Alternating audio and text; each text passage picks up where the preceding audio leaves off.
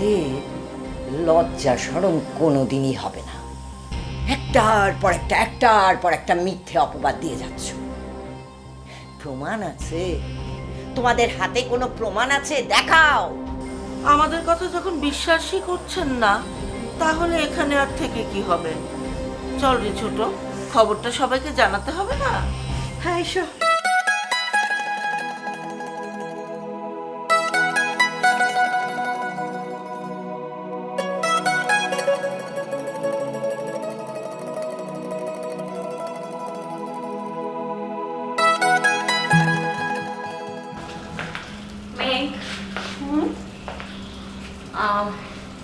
আমার না একটা বিষয় খুব জানতে ইচ্ছে করছে।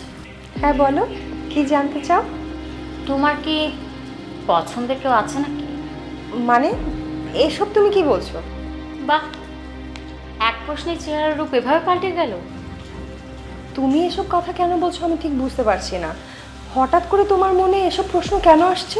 মেঘ, প্রজাপতিদের উড়ে উড়ে বেড়াতে দেখেছো? ওরা ফুলে বসে, ঘাসে বসে, পাতায় বসে। যখন প্রজাপতিরা এরকম উড়ে উড়ে ঘুরে ঘুরে বেড়ায়, তখন না দেখে মনে হয় ওদের মনে খুব আনন্দ। আর আমার এখন তোমাকে দেখে ঠিক সেটাই মনে হচ্ছে তুমি খুব আনন্দে আছো। কি ব্যাপার বৃষ্টি, তুমি হঠাৎ করে এত আবেগী হয়ে উঠলে? আবেগী হতে হচ্ছে তো তোমার আবেগ দেখে, কিন্তু তুমি বুঝতে পারছো না যে তোমার এই আবেগের পরিণতি শুধুই ধ্বংস। বৃষ্টি, আমার মনে হচ্ছে তুমি শুধু শুধুই আমাকে কথা শোনাচ্ছ। আমি কি করেছি? থাক, আর রাত দেখিয়ে লাভ নেই মেঘ। আমি খুব ভালো মতো জানি যে তুমি রমজানের সাথে প্রেম করছো। তোমার কি রুচিবোধ বলতে কিছুই নেই মেঘ? তুমি কিভাবে পারছো রমজানের মতো একটা ছেলের সাথে প্রেম করতে? বৃষ্টি, তুমি এত নিশ্চিত হলে কিভাবে? আমি নিশ্চিত হয়ে বলছি, কিভাবে বলছি সেটারও প্রমাণ দিতে হবে এখন। ওকে মেঘ, ঠিক আছে, দিচ্ছি। এটা কি? তোমার আসলে আমাকে কোনো উত্তর দিতে হবে না, কারণ তোমার চোখ মুখ দেখে আমি পরিষ্কার বুঝতে পারছি রমজানের সাথে তোমার কি চলছে। বৃষ্টি, তুমি এখন আমার জিনিস ঘাটাঘাটি করছো? বারে, তুমি রমজানের সাথে প্রেম করতে পারবে আর আমি সেটা জেনে ফেললেই সমস্যা। শুনো মেয়ে, তুমি রমজানের সাথে প্রেম করতে পারো, তাতে কোনো সমস্যা নেই, কিন্তু তুমি নিশ্চিত থাকো যে বিয়েটা হচ্ছে না। তবে হ্যাঁ, আমার মনে হয় কি জানো, তুমি প্রেমটা চালিয়ে যাও, তাতে আমাদেরই সুবিধা। কারণ তুমি গুপ্তচরের মতো রমজানের আমাদের বাড়ি নিয়ে, আমাদের পরিবার নিয়ে কী ধরনের পরিকল্পনা আছে সব কিছু জেনে আমাদের এসে বলতে পারবে। চালিয়ে যাও।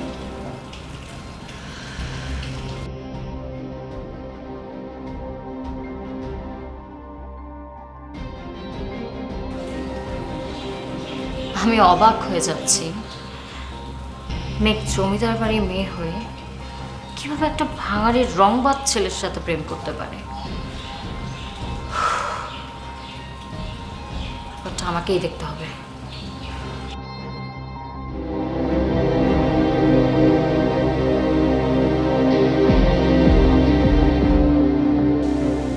নমস্কার। লক্ষণ, ঘটনাটা কোন পর্যন্ত আছে বলো তো? কোন ঘটনার কথা বলতে হবে কত? এ বাড়িতে তো নানান ধরনের ঘটনা চলেই যাচ্ছে এখন। মানে কোনটা আমাকে একটু পরিষ্কার করে বলবেন? ওই যে রমজান ছোকরাটা। ও, রমজানের কথা বলছে? এ নিয়ে আপনি চিন্তা করবেন না গো। ও ভাঙাড়ি ছেলে কি, একদম টেঙিয়ে আমি সোজা করে দেবো। ওটা আমার উপর ছেড়ে দিই। তোমার উপর ছেড়ে দিলে তো হবে না। আমি যে তোমাকে একটা দায়িত্ব দিয়েছিলাম, ওই যে তোমাকে দায়িত্ব দিলাম না আমাদের মেঘের দিকে নজর রাখতে। ও আচ্ছা, ওইটার কথা বলছে। ওদের যে অসুবিধা নেই গো কথা বাবু, আপনি তো আমার উপর ছেড়ে দিয়েছেন। অসুবিধা কি, একেবারে কঠোর নজরদারির মধ্যে রেখেছি গো। একদম কাক পক্ষী আর আশপাশ দিয়ে আমি ভিড়তে দিচ্ছি না গো, একদম চিন্তা করবেন না। তুমি যেভাবে নজরদারি করছো, তোমার সে নজরদারি ঠিক একইভাবে চালিয়ে যাও। কিন্তু তারপরও লক্ষণ, আমার মনে একটা খটকা লাগছে।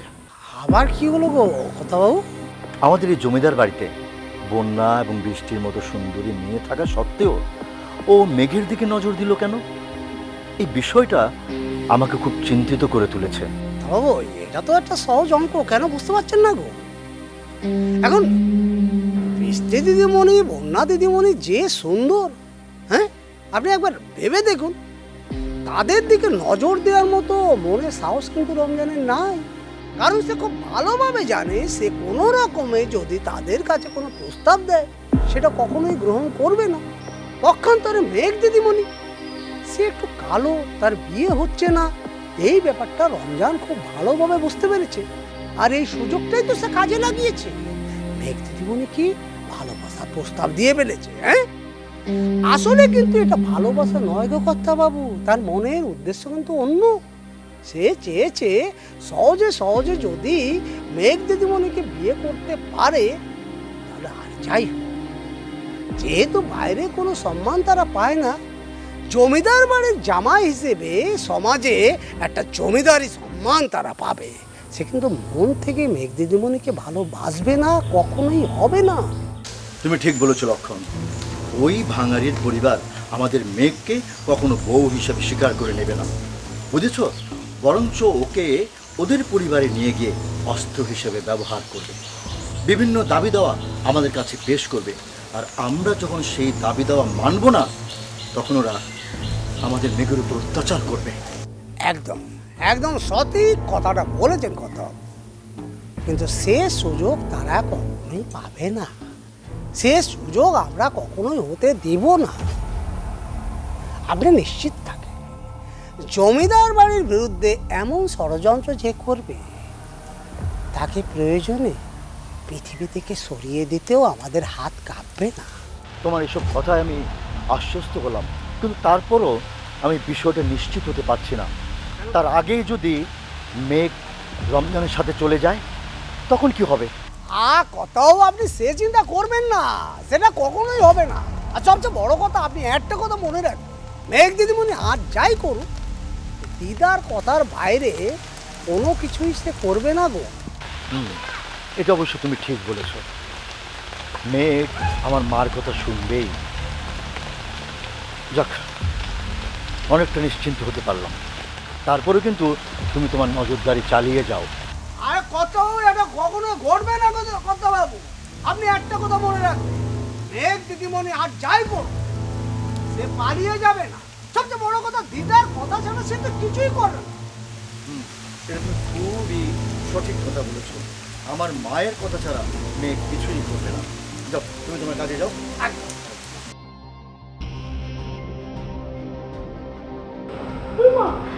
তুই দেখি আমার মতো বুড়ি আর ঘষিটির এরকম বলা শুরু করেছিস। বলবো না তো কি আম্মু? এই বুড়ি ঘষিটি বেগুন, সে নাকি বৃষ্টির মধ্যে তার ছায়া দেখতে পায়। ভবিষ্যতে নাকি জমিদার স্টেট বৃষ্টি সামলাবে। আমরা কেউ না, আমরা কেউ নাকি তার উত্তরাধিকারী হয়ে উঠতে পারিনি, যোগ্য উত্তরাধিকারী। কি অদ্ভুত কথা! কার কাছে শুনলি তুই? কে বলেছে তোকে? কে বলবে আবার? আমি এই মাত্র উপর থেকে শুনে আসলাম। এই বুড়ি বৃষ্টির সঙ্গে এই সমস্ত আলাপচারিতায় ব্যস্ত। কেন তোকে আগে বলিনি? তোর দাদি আমাদেরকে ভালোবাসে না, দু চোখে দেখতে পারে না।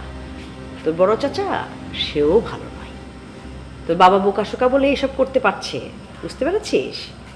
একটা কথা মন দিয়ে শোন, ভবিষ্যতে এই জমিদারির দায়িত্ব দেবে বৃষ্টিকে, আর সব সম্পত্তি লিখে দেবে মেঘ আর ফাগুনকে, আর আমরা কাঁচকলা খাবো। না, আমি এটা কখনোই মানি না। মেঘ তার এক সন্তানের কন্যা, আমিও আরেক সন্তানের কন্যা।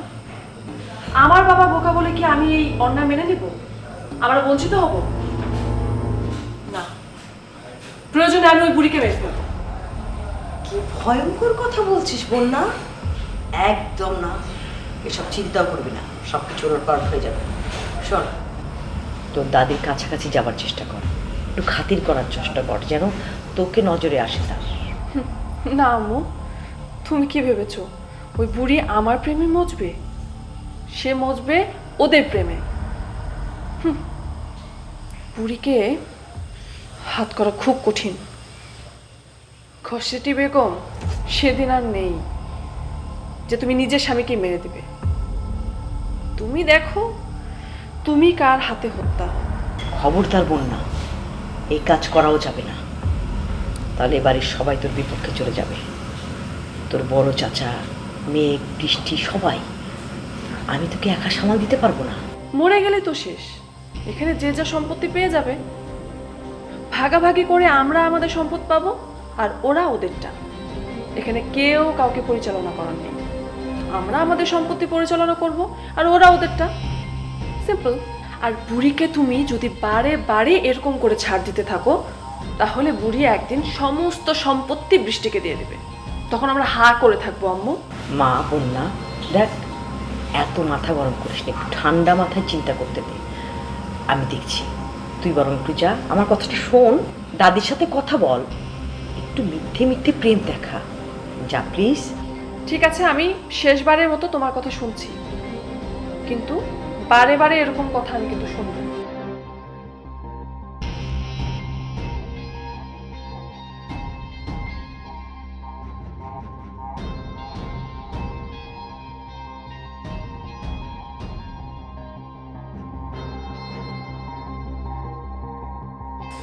দাদি, আমি আসবো? আরে বন্যা দিদি ভাই, কেন আসতে পারবি না? আয় আয় আয় আয়, বস।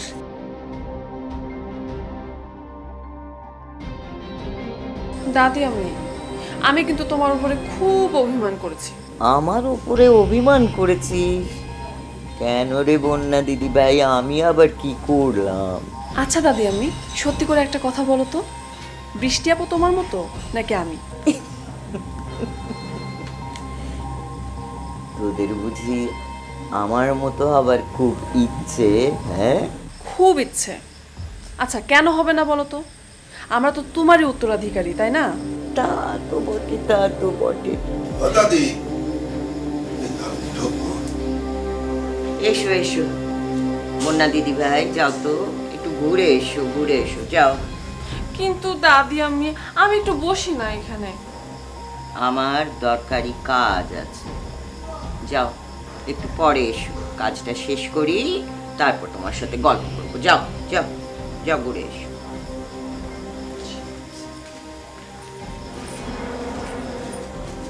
ও দাদি, এই শরীর টরীর ভালো রয়েছে তো? হ্যাঁ, ভালোই আছে। তো যে আপনি আমার ডেকেছেন, শুনলাম যে এই যে সম্পত্তি নিয়ে এই এখন নাকি খুব ঝামেলা হয়েছে। তা হয়েছে বটে, সেগুলোই এখন ঠিক করতে হবে। সময় হয়ে গেছে, বুঝেছো উকিল বাবু? আর দেরি করা চলবে না, সেগুলো বুঝো। বুঝতে পেরেছি, তো যখন এসে পড়েছি এই সব আমি ঠিক করে দেবান, মোটর উপর সব ঠিক করে দেবান। ঠিক আছে, করো, আমি দেখবো ক্ষণ। যাও, এসো। ঠিক আছে দাদিমা। কাগজপত্র নিয়ে আসবে, বসবে আমার সঙ্গে। ঠিক আছে।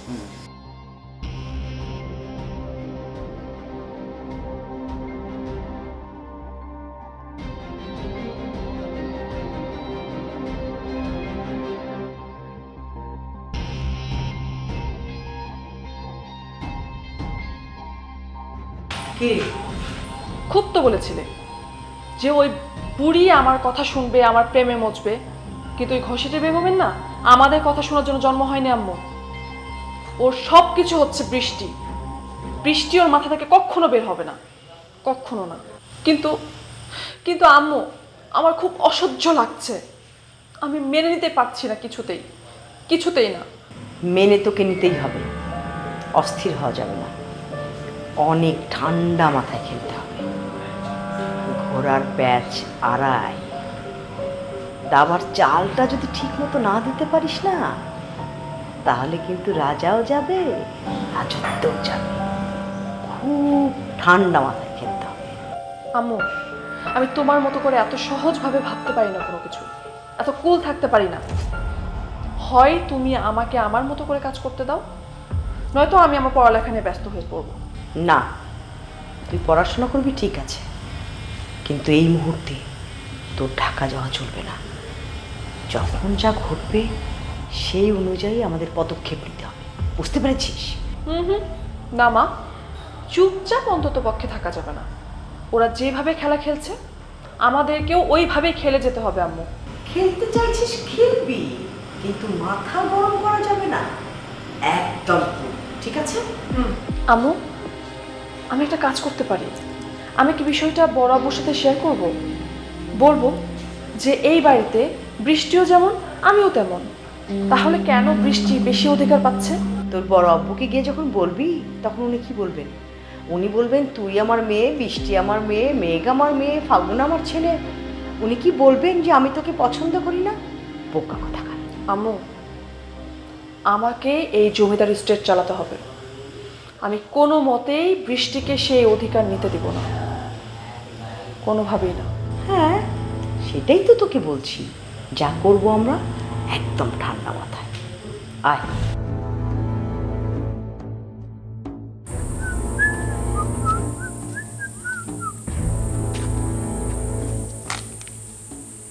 আমাকে হিরো ফাগুন এত গুসা কেন?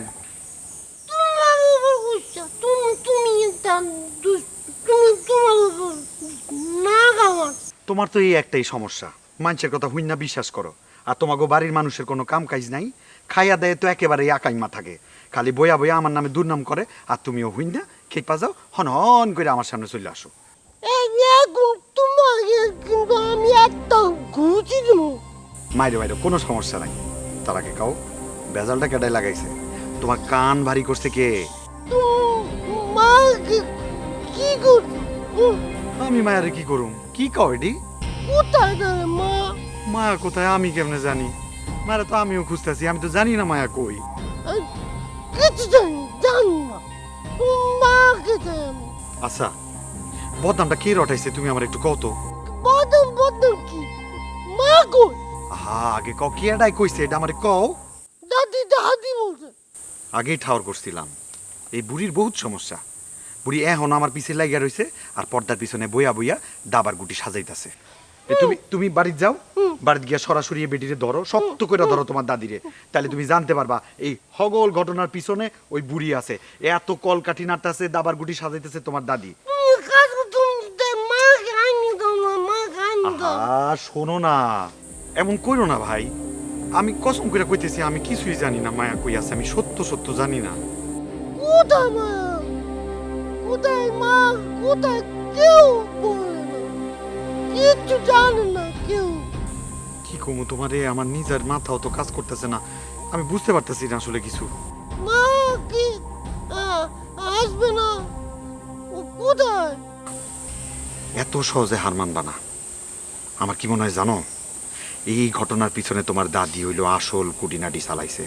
তুমি বাড়িতে গিয়া দাদিরে শক্তভাবে ধরো, তাইলে জানতে পারবা আমাকে মায়া কই আছে। দাদি দাদি সোনিয়া নে, দাদি কি বলবো? হ্যাঁ, নাইলে কারে ধরবা?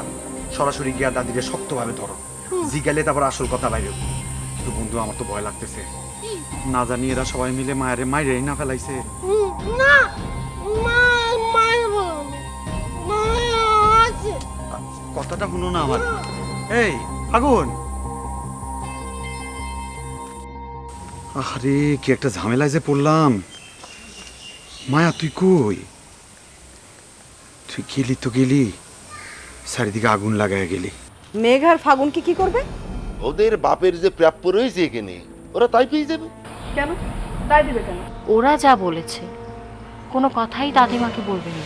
দাদিমার সাথে যেভাবে যা চলছে সেভাবে চালিয়ে যাবে।